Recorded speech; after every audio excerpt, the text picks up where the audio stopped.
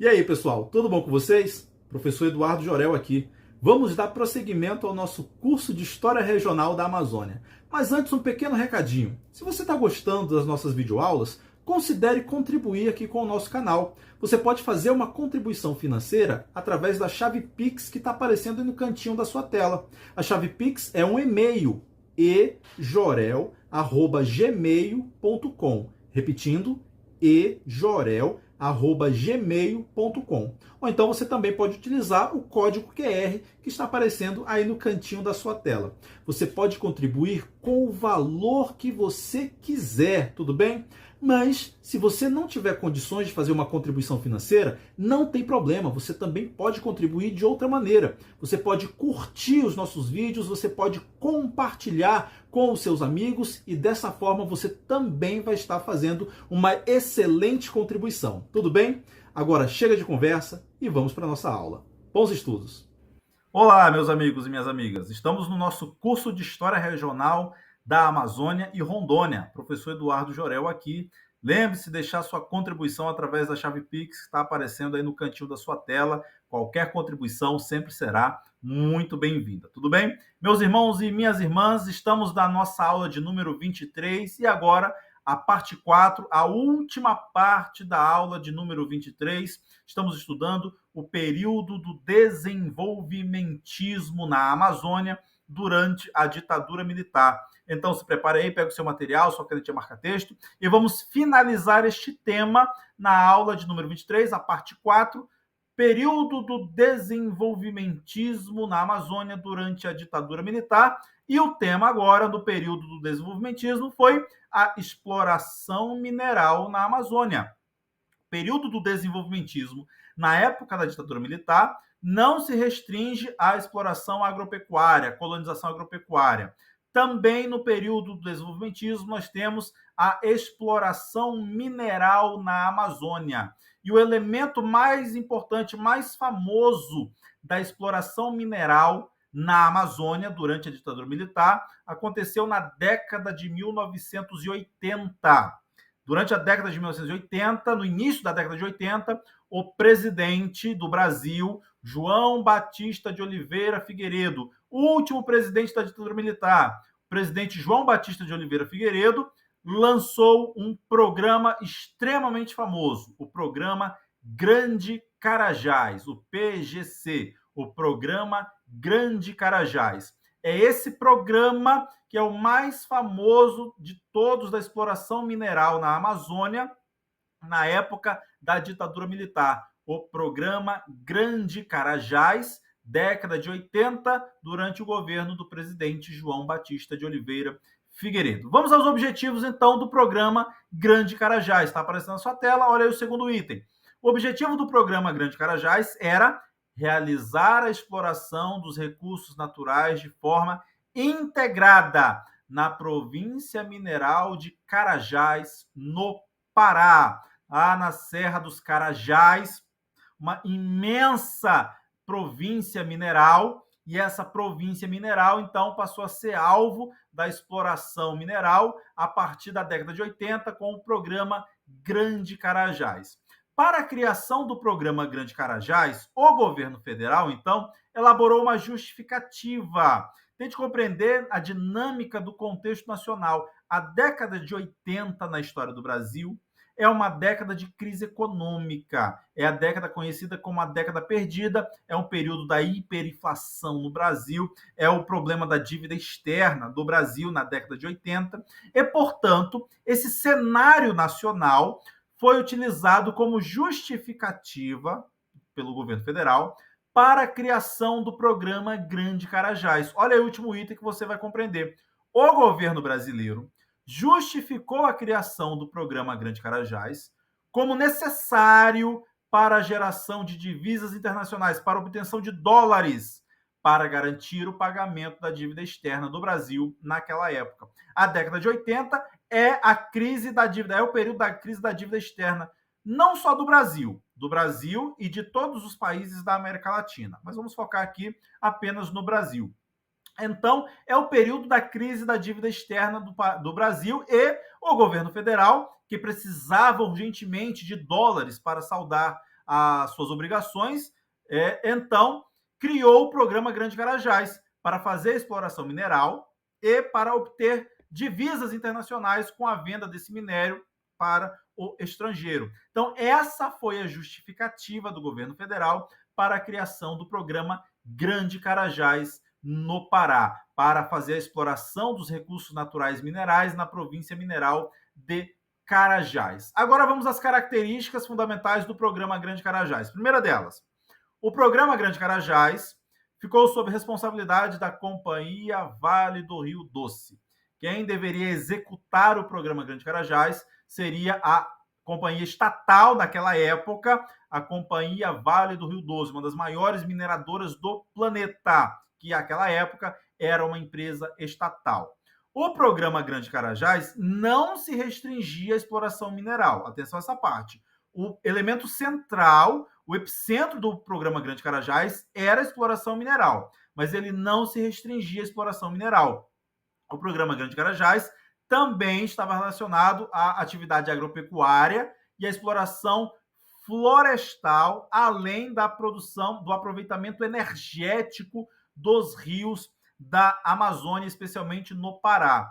Então, meus irmãos e minhas irmãs, o importante que você compreenda não é decorar exatamente todas as atividades econômicas desenvolvidas pelo programa Grande Carajás. O importante é que você compreenda que o programa Grande Carajás pretendia fazer uma exploração integrada dos recursos naturais, ou seja, explorar todas as possibilidades de recursos naturais na Amazônia, lá no Pará. Portanto, a exploração mineral, a exploração agropecuária, a exploração florestal e o aproveitamento energético. Por isso a expressão, a exploração integrada dos recursos naturais, com várias atividades econômicas desenvolvidas no programa Grande Carajás. Agora, o resultado fundamental do programa Grande Carajás, uma característica que marcou a história do programa Grande Carajás. Olha, acompanhe comigo. O programa Grande Carajás acabou se tornando um enclave econômico de exploração mineral. O que é o enclave? Essa palavra enclave significa ali uma espécie de bolha. O programa Grande Carajás, então, criou uma área de exploração mineral destinada à exportação da matéria-prima, e nessa área específica da exploração mineral havia o investimento em ciência e tecnologia, a produção de riqueza, então uma espécie de bolha que produzia muita riqueza, muita riqueza. E toda essa riqueza era para a exportação da matéria-prima. No entorno deste enclave, no entorno dessa bolha, houve então a propagação da pobreza generalizada. Isso é o que caracteriza o enclave, um centro dinâmico da economia com geração de riqueza. Essa riqueza é para a exportação, a matéria-prima vai embora, e no entorno desse centro dinâmico há a disseminação da pobreza e da miséria. Então, o programa Grande Carajás se tornou um enclave econômico, este centro de exploração mineral, gerador de riqueza para exportação, e o entorno desse centro com a disseminação da pobreza e da miséria. Porque, olha o último item, houve a concentração de renda no centro dinâmico e o empobrecimento das periferias, dos arredores do programa Grande Carajás. Então, essa é uma característica que marcou a história do programa Grande Carajás. Consequências gerais, então, de todos esses projetos implantados na Amazônia na época da ditadura militar. Os projetos agropecuários, os projetos minerais. Primeira consequência está aparecendo na sua tela. Os projetos de desenvolvimento para a Amazônia alteraram profundamente a região. A Amazônia inteira foi impactada pelos vários projetos que foram implantados na Amazônia na época da ditadura militar. Seja os projetos agropecuários ou os projetos minerais. Toda a Amazônia foi impactada pelos projetos que foram implantados na época da ditadura militar, com a abertura de inúmeras rodovias. Segundo elemento, olha aí, acompanha comigo. Houve uma intensa, uma gigantesca ocupação ao longo das rodovias. E as rodovias, então, passaram a ser os centros dinâmicos da vida econômica da Amazônia. Agora, tente fazer uma comparação importante. Antes desse período, antes do período do desenvolvimentismo, Os centros dinâmicos da vida econômica da Amazônia eram os rios. A ocupação da Amazônia se fazia ao longo dos rios, dos grandes rios.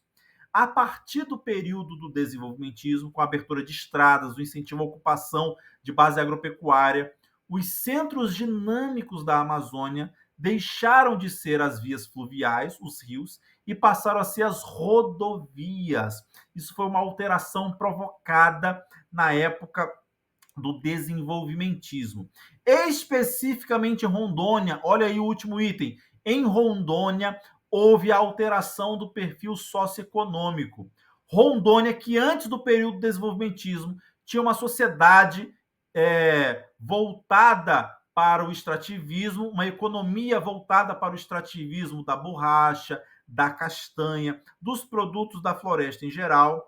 Rondônia sofreu uma alteração brutal que então tornou Rondônia um polo agropecuário.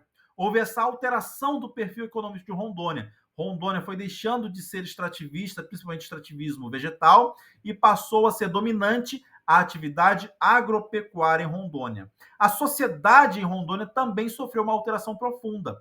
Na época em que a economia estava baseada no extrativismo vegetal, dos produtos da floresta, a sociedade era essencialmente uma sociedade ribeirinha, de caboclos que viviam nas beiradas dos rios.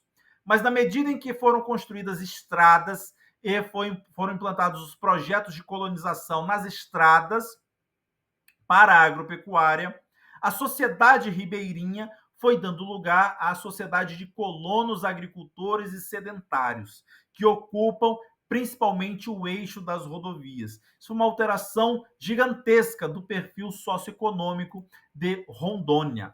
Além disso, nós temos também uma consequência que marca os grandes projetos de infraestrutura energética em Rondônia e na Amazônia em geral. A crescente demanda por energia. Veja que houve uma imigração muito grande para a Amazônia, as cidades incharam, novas cidades cresceram, foram implantadas indústrias. Nós acabamos de ver o programa Grande Carajás, que precisava de uma quantidade enorme de energia para a extração mineral. E, portanto, essa intensa ocupação fez surgir uma demanda muito grande por energia elétrica. E, portanto, houve a construção de grandes projetos hidrelétricos na Amazônia, o aproveitamento energético dos rios da Amazônia. Está aparecendo aí para vocês 3 grandes hidrelétricas construídas na Amazônia na época da ditadura militar. A usina hidrelétrica de Tucuruí, no Pará, a usina hidrelétrica de Balbina, no Amazonas, e a usina hidrelétrica de Samuel, em Rondônia. 3 grandes projetos hidrelétricos na época da ditadura militar para o fornecimento de energia elétrica, exatamente devido à intensa ocupação que se processou na Amazônia na época da ditadura militar. E, por óbvio, surgiram graves problemas socioambientais na Amazônia por causa dessa ocupação baseada na agricultura, na pecuária e nos projetos minerais. Surgiram os problemas socioambientais na Amazônia, inúmeros, e os principais problemas socioambientais que surgiram na Amazônia na década de 70 em diante, exatamente devido à ocupação baseada na agropecuária e na exploração mineral. Primeiro problema fundamental está aparecendo na sua tela, acompanhe comigo, o problema do desmatamento na Amazônia, o problema central da Amazônia.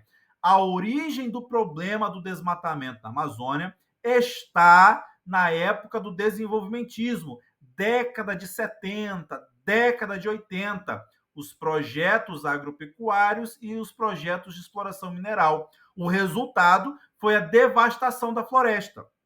Então, meus irmãos e minhas irmãs, nós temos como uma consequência fundamental desse período a origem, o início do grande desmatamento na Amazônia, o problema florestal. A ponto de ter sido formado na Amazônia uma área onde há maior incidência da derrubada da floresta e a sua conversão em pastagens, em campos de soja, que é a região conhecida como o Arco do Desmatamento.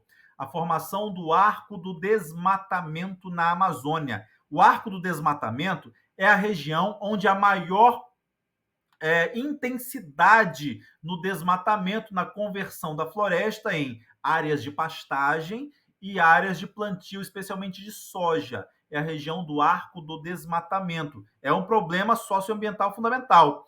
O outro problema gigantesco que surgiu na Amazônia, as disputas pela terra. Olha o último item, surgiu na Amazônia a partir da década de 70. As disputas pela terra, os conflitos no campo, os conflitos armados entre os vários grupos que passaram a disputar a terra na Amazônia. Sejam eles as populações tradicionais, os indígenas que sofreram com a ocupação das suas terras, as populações ribeirinhas, os seringueiros, que dependiam da floresta em pé, os novos colonos, os pequenos agricultores, os fazendeiros, os grandes grupos agroindustriais. Então, houve uma intensa pressão na Amazônia, uma disputa pela terra gigantesca, e o resultado foram os conflitos no campo, as disputas pela terra no Pará, em Rondônia, no Acre, os casos mais famosos dos conflitos no campo, o massacre de Eldorado dos Carajás, lá no Pará, o massacre de Corumbiara, em Rondônia, e as disputas envolvendo os seringueiros lá no Acre, o movimento dos seringueiros liderados por Chico Mendes no Acre contra a derrubada da floresta. Portanto, são consequências importantes derivadas do período do desenvolvimentismo, da época da ditadura militar. E eu trouxe para você, então, um mapinha para você identificar o que é o arco do desmatamento. Toda essa região assinalada em vermelho é a região conhecida como o Arco do Desmatamento, é a região de maior pressão sobre a floresta, onde as maiores taxas de desmatamento são encontradas. Veja, ela envolve a região do Pará, o Mato Grosso e Rondônia. Essa é a região do Arco do Desmatamento, é a região de maior pressão sobre a floresta, onde há a conversão da floresta em áreas de pastagem, áreas de mineração, áreas de plantio de soja. Este é o arco do desmatamento, o Pará, o Mato Grosso e Rondônia, tá bom? Damas e cavalheiros, chegamos ao final da nossa aula. Muito obrigado pela sua atenção e lembre-se, deixe a sua contribuição através da chave Pix que está aparecendo aí na sua tela. Contribua com qualquer valor sempre será muito bem-vindo, mas se você não puder contribuir, não tem problema. Deixe um like, curta os nossos vídeos, compartilhe com seus amigos e assim você também estará fazendo uma excelente contribuição. Muito obrigado pela sua atenção e até a próxima aula. Tchau, pessoal!